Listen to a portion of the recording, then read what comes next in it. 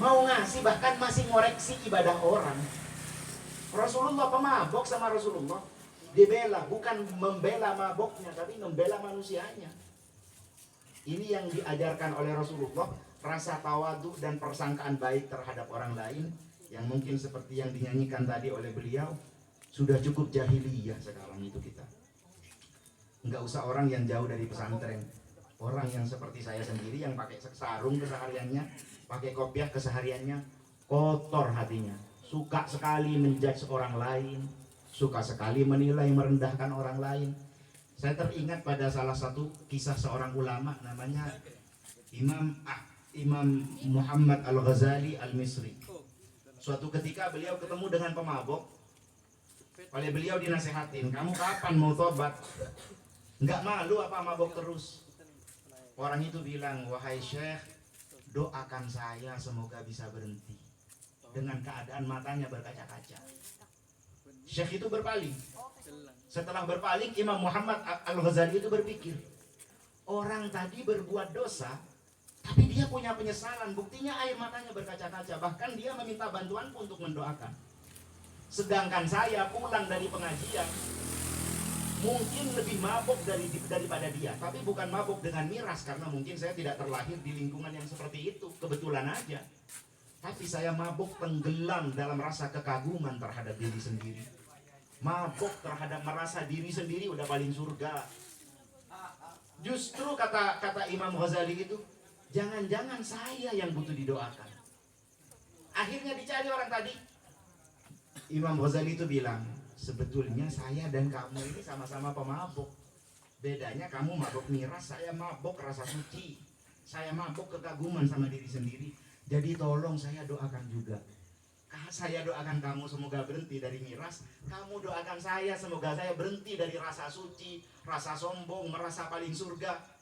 Hal semacam ini perlu kita sampaikan, terlebih dalam momentum Maulid Nabi Muhammad SAW, agar Nabi Muhammad itu tidak dikapling hanya oleh orang yang pakai sarung saja. Orang yang pakai celana, orang yang rambut gondrong juga berhak mengenal dan memuji Nabi Muhammad SAW. Ini tanggung jawab kita, teman-teman, orang yang udah pernah dengar sedikit tentang Nabi Muhammad. Tanggung jawab kita untuk menyampaikan kepada orang lain bahwa Nabi kita itu adalah sosok yang paling indah. Bahkan di hadisnya beliau bilang, syafaati li ahlil kabairi min ummati. Syafaatku kelak aku peruntukkan untuk hamba-hamba manusia-manusia yang besar-besar dosanya. Ini saya dentos kanjeng Nabi muncul jujur. Benih saya percaya nggak boleh nih kawan. Mun saya dentos ke ada. Saya nyak tuh senang. Di aslinya boleh saya nyak benyan. Yang keromak sudah simpul lah.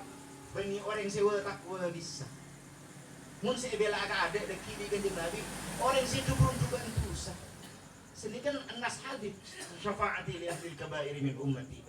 Arteepon, orang-orang yang tenggelam dalam dosa jangan pernah merasa putus asa. Jangan dipikiran, alasan bisa nancor. Siapa sih yang nangin neraka membeni sengko? Ada nggak yang bilang kayak gitu? Jangan kayak gitu teman-teman. Sampeyan itu baru di sini. Tak usah ketemu benar poin neraka. Semua berkorek gas lain panas. Lain bisa cek toren korek biasa, mun korek tokai impian yang tetap sani kelan apa? Mun korek gas kisah tumpet langsung bonor wah. Saran ben kenal pot kita. Neraka ini kerja guna para ulama, apa ya beni mira, petang celai modern. Jadi jangan hayal rak daerah deki neraka mereka lebihnya apa? Celai modern deki non. Petang celai modern. Ada sakit jibi sampean, pakai sekancan masuk kapi ke sebolo. Ada sebeng. Muni warga ini kan ketawain kapi cerna. Jadi jadi gerba neraka sacor ancor aku leban panjenengan. Pakun batuan di Arab tuan ini pola ki aku umat di kanjeng Nabi Muhammad sallallahu alaihi wasallam. Empon lah sampean lah cuwingan apa baik dari agama kengkengain korban jenengan asalkan suka hadir di majelis-majelis seperti ini tidak akan pernah kecewa kelak di akhirat. Terakhir saya mau menutup pembicaraan saya dengan satu kisah bahwa orang yang hadir ke majelis semacam ini diturunin malaikat pembawa rahmat. Hafat bihimul malaika kata Rasulullah. Malaikat mengepong orang-orang yang hadir di majelis membagi-bagikan rahmat. Dan kalau sampean beneran kecipratan bahwa pembagian rahmat itu, sampean gak akan celaka dunia akhirat. Ini dibuktikan dalam sejarah ada orang yang seumur hidupnya dosa terus.